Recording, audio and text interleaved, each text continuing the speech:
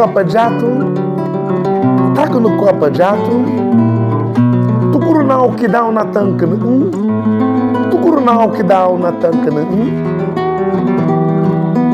eu disse na língua indígena: quem és tu, homem? Quem és tu, homem, para destruir o que você não construiu? Quem és tu, homem, para destruir o que você não construiu?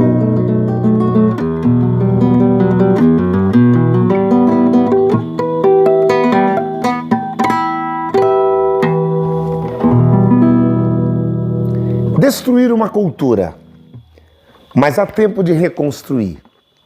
Reconstruir seus conceitos e preconceitos quanto aos povos indígenas e recomeçar com uma nova visão cultural, porque recomeçar é uma palavra que jamais deve sair da vida de um brasileiro que quer ter vitórias. Se queremos ter vitória na nossa vida espiritual, reveja conceitos. Se queres ter sucesso na tua vida sentimental, no amor, na família, reveja conceitos. Se quer ter sucesso na sua vida pessoal para as gerações futuras, lembre-se que recomeçar é uma palavra que jamais deve sair da vida de quem quer ter vitórias, porque os erros, ainda que sejam erros, tornam-se grandes acertos quando com eles você aprende alguma coisa. E no capítulo de hoje você vai aprender como o índio consegue manter a sua estrutura de vida, como ele consegue exercer a sua cidadania. Índio cidadão, mas por que não? Uma aldeia é formada de famílias, crianças, jovens, mulheres, que têm necessidades sentimentais, sociais, espirituais, como qualquer ser humano vivente na face da Terra. Ora, o ser humano não tem outro cenário a não ser a superfície da Terra, onde as matas, os rios, é o pano de fundo desse cenário que jamais deveria ser destruído. A Terra não foi feita para virar toda a metrópole. Parece ser honroso viver numa metrópole com uma selva de pedra, viver e ser quadrado. Banheiro quadrado, quarto quadrado, sala quadrada, tudo quadrado. Você fica quadrado também. Mas a Terra não é quadrada, a Terra é redonda. E ela gira de uma forma circular que faz você passar várias vezes no mesmo ponto, que de repente o ponto pode ser este ponto comum, que só o programa Sustentabilidade faz você passar por ele.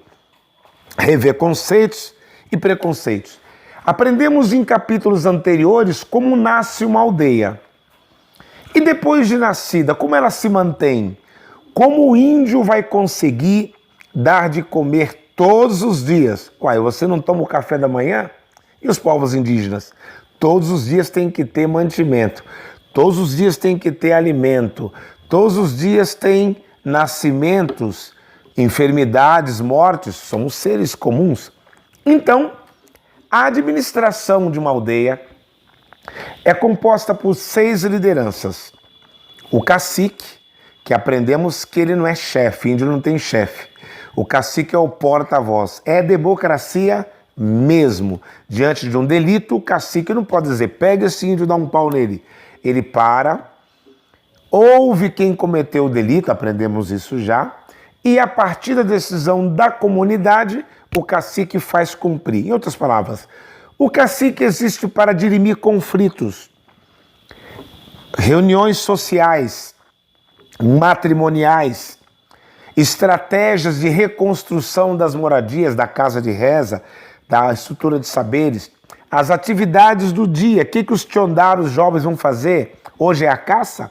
É a pesca? Hoje é a colheita? Que atividade teríamos no dia de hoje na nossa aldeia?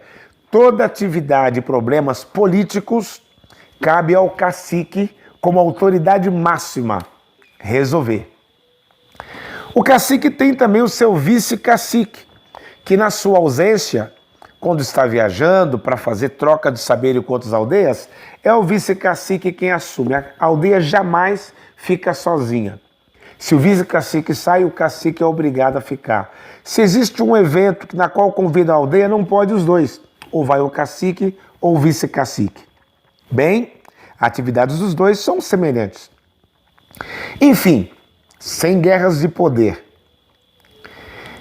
A terceira liderança é o líder dos jovens, que está sempre instruindo, é o mais maduro de pensamento, de sabedoria, possivelmente, futuramente vai ser um cacique.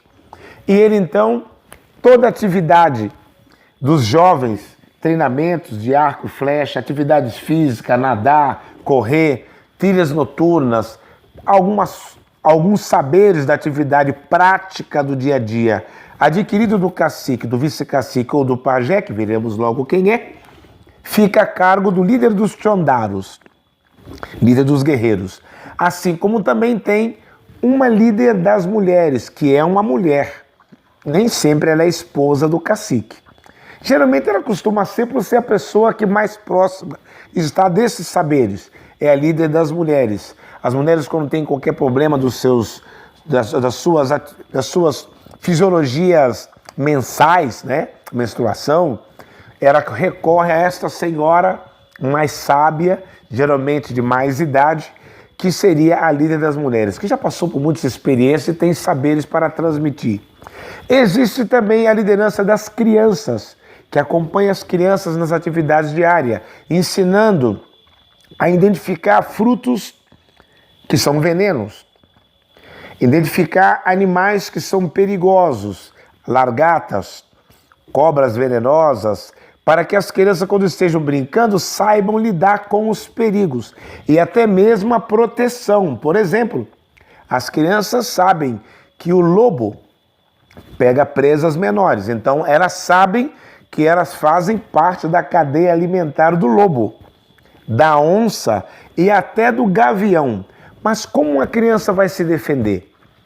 A própria atividade da aldeia ensina essa criança a identificar a urina do lobo, que ele remarca seu território, ou a urina da onça, e a criança aprende que ela tem que urinar em cima, para mostrar para a onça, quando passar, que quem manda aqui somos nós. Aí naquela região da aldeia, a onça passa, opa, esse cabra aqui não me respeita não. Naquela área do perímetro da aldeia, ela não vai, porque está demarcada. São saberes transmitidos para simples crianças que aprendem no dia a dia como lidar com os perigos da floresta. Enfim, e por fim, a sexta liderança, Tcheramoim, Tchamã, daí veio a palavra xamã, os Tamoim, que mais tarde os portugueses que viram como tamoios, esse os é português, tamoio ou tamoí, quer dizer os mais velhos, os mais sábios. Tamoí gerou a palavra tchamã, tchamã, xamã, né? E nós chamamos hoje os pajés de tchamã ou tcheramoim, tcheramoim, que vem de tamoim, que não é feiticeiro. Os livros estão errados quando dizem que os pajés são feiticeiros. Índio não faz feitiçaria. Índio não faz essas atividades sem preconceito de encruzilhadas, fazer a macumba típica das culturas afros, né? Na verdade, o índio não tem nem garrafa para quebrar e nem velas para acender, porque não é próprio da nossa cultura fazer nenhuma prática. O pajé não é feiticeiro, ele é o raizeiro, ele é o curandeiro, ele é o médico, porque você sabia que na aldeia não tem hospital. Mas eu disse a princípio que o índio está propenso a cair, ficar doente. E existe então este homem mais velho, o Tamoim, Tcheramoim, mais antigo, que tem o dom desde pequena a preocupar-se com o conhecimento das ervas para a cura.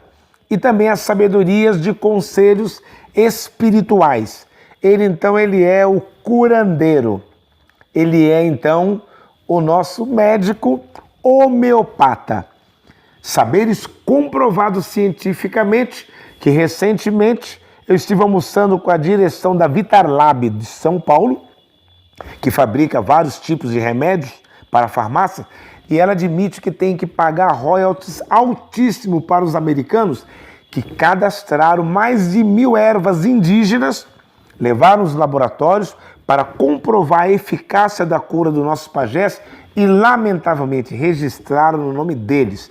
Quase que o Brasil perdeu o direito do açaí e do guaraná para os orientais, sendo riquezas nossas, que são, na verdade, direitos imateriais dos povos indígenas. Frases que vemos nas novelas, vindas dos nossos indígenas que perderam os seus direitos autorais, e a área da medicina também. Os saberes vindos dos grandes pajés. Então, é tempo de você conhecer aqui no nosso portal Sustentabilidade mais da nossa cultura indígena. E eu termino esse capítulo com a frase do sábio líder Chavante Cerebrano, que ele diz, prestem bem atenção, ninguém respeita quem não conhece. Conheça a cultura indígena e passe a respeitar. Taco no Capejato, Tucurunau que dá o Natancanaim, quem és tu, homem, para destruir o que você não construiu?